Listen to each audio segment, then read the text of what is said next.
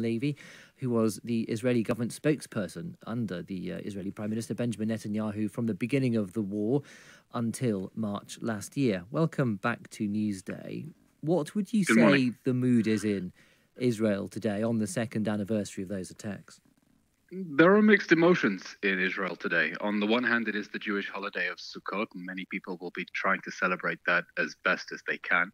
But there is also anger, a lingering trauma from what was the darkest day in our country's history. People remembering how they sprung out of bed in the morning with the sirens that announced the thousands of missiles that Hamas launched at Israel, the fear as they watched the news and understood the scale of Hamas's invasion and barbaric atrocities, but also a cautious optimism that the nightmare that Hamas began 2 years ago when it perpetrated the October 7th massacre and launched this region into a war that has seen Israel attacked on 7 fronts, cautious optimism that that might finally be coming to a close and Hamas might finally be willing to release those hostages it has been starving and torturing in the dungeons under Gaza. And it seems clear from opinion polling that Israelis have had enough of war now. They want this conflict to end, don't they? Well, Israelis didn't want this war to begin with. This is not a war that Israel began or wanted or even expected. War was declared on Israel on October 7th. And the question since then has been, how do we get out of this war with all the hostages home and with Hamas removed from power, so it can never perpetrate atrocities like this again? The first thing that Hamas did after invading on October 7th was to threaten to do October 7th, October 1 millionth, again and again and again until Israel is destroyed. Israelis have no illusions about the monstrous terrorist organization that governs Gaza and its plans to use that as a launchpad for further attacks on Israeli civilians. And now we're at a point where a combination of military and diplomatic pressure has isolated Hamas. So even its state sponsors, Qatar and Turkey, are telling it it's game over and nudging it towards accepting a ransom for the hostages and a plan to end the war. More hostages, though, have been released through diplomatic means than through military means. And when the conflict began, Benjamin Netanyahu, indeed you on this programme, told us the twin aims were to release the hostages and to eliminate Hamas. Yet 2 years on, neither of those objectives have been fully met, have they? Because we just heard from the Israeli military an hour or so ago saying that a projectile was fired from northern Gaza into Israel on this second anniversary. That's right. This morning, Hamas launched a rocket at one of the communities it attacked in the October 7th massacre. A few days ago, Israel found 2 tunnels in Gaza underneath hospitals. This is a reminder that Hamas's terrorist army has been severely degraded. It's not the professional fighting force it was. It is a guerrilla group fighting an urban war, but it is very much still on its feet. And even if there is an agreement to end the war, Hamas will still have to be dismantled, or the next war will only be a matter of time. As for the question of the hostages, Hamas took those hostages in order to use them as insurance that it could survive the war that it started. From the beginning, there have been demands that Israel will pay a ransom that will leave Hamas in power, release convicted terrorists with blood on their hands, so Hamas can go back to preparing the next massacre. Now, you're right. Some hostages were released through heroic IDF rescue missions. The large majority were rescued because Israel paid a ransom. That ransom involved the release of terrorists, including terrorists with blood on their hands serving life sentences. The ransom included, in the first stage and the second stage, pausing the war. But Hamas has been holding on to the last hostages as insurance that it will survive the war that it started so that it can prepare for the next one. You say it was a ransom, but it was a diplomatic negotiation, wasn't it? And that is exactly the same kind of negotiation that is taking place in the Egyptian resort of Sharm el-Sheikh at the moment. Now, we heard from... I'm sorry. If I can just push back a moment. When a terrorist organization abducts innocent people from their beds, abducts them from their beds, holds a gun to their head, threatens to execute them if you do not pay them. That is not a diplomatic negotiation. There is nothing legitimate about that. It's not a deal. It is extortion for a ransom. When you kidnap people and you demand a price for their release, that is a ransom. Most governments say they do not negotiate ransoms with terrorist hostage takers. The British government says it's against British and international law. So is that how you would characterize those talks in Sharm el-Sheikh at the moment? That this is Israel paying a ransom?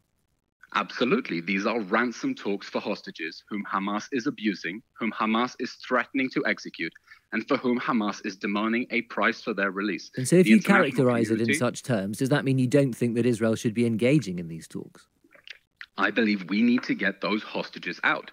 Most governments say they do not negotiate with terrorist hostage takers. We don't have a choice because we know they have been starving and torturing and holding them in the most inhumane conditions. There is a problem, of course, when you pay a ransom to terrorists, you encourage them to take hostages again. That is a risk that Israel is going to have to contend with. But we have a responsibility towards the innocent citizens who were ripped away from their beds from a music festival, some of whom are still suffering horrific injuries from October 7th. Paying a ransom is a horrible thing. No one wants to do it. But Israel is prepared to pay a very big ransom in order to get those citizens safely back to their homes. We heard from an author who knows people in Hamas an hour ago saying that he thought it very unlikely that Hamas would agree to lay down its weapons. That is one of the items listed in Donald Trump's peace framework. If Hamas refuses to lay down its weaponry, does the war continue? If Hamas refuses to end this war in a way that guarantees that it can never restart the war, Israel is going to have no choice but to pursue the military option until the end. And the United States has said it will stand foursquare behind Israel as it obliterates Hamas. Even though after 2 years of conflict, more than 1,000 Israeli service personnel being killed, more than 60,000 Gazans being killed, destruction of a huge swathe of Gaza, the Israeli military has not been able to eliminate Hamas. It is unlikely to be able to in another 2 years, surely. Let's remember, it took an international coalition of 70 nations 10 months to dislodge ISIS from just the city of Mosul. When there were only 3,000 terrorists, they were not holding hostages, and they did not have tunnels underneath literally everything. Gaza is the most complicated urban battlefield in history, and no one said it would be easy. But the consequences of leaving Hamas in power and armed in Gaza are that if this is not the last Gaza war, there will be a next Gaza war. And nobody wants a next Gaza war. Hamas is a genuinely genocidal terrorist organization. It wants to destroy the state of Israel, and the October 7th massacre was the opening shot of a regional war that was intended to draw in the Iranian regime's other proxies to attack simultaneously. Israel does not have the luxury of leaving Hamas in power a few hundred meters away from people's homes in southern Israel. This war has to end with the dismantling of Hamas, one way or another, the easy way or the hard way, or this will happen again. You're echoing the phrase of Benjamin Netanyahu, the easy way or the hard way, the other day. A final point. Do you think the Trump framework for peace in Gaza could work if both sides follow the text that they have indicated in public they're inclined to do, that you could end up with a Palestinian state and an Israeli state living peacefully side by side? I think the Trump plan could work if Hamas's state sponsors, specifically Qatar and Turkey, keep up their pressure on Hamas and make it very clear that they will not tolerate it continuing this war. They want it to end, and that requires Hamas to commit to a process of disarmament and demilitarization. Hamas, when it triggered the October 7th massacre, enjoyed international support. Qatar condemned Israel for the October 7th massacre on October 7th. It has never told Hamas publicly it must release the hostages. And now the Trump administration seems to be mobilizing Qatar to put some pressure on Hamas. If that pressure can be kept up, then I hope the war can end and the plan can be implemented in full. But look, Israel has tried the military option to dismantle Hamas. It has degraded it significantly. And it's now willing to give the diplomatic option a chance in order to finally disarm Hamas and demilitarize the Gaza Strip. It's important that be given a chance. All right. Eylon Levy, thanks very much indeed. We did hear the Qatari Prime Minister just a month or so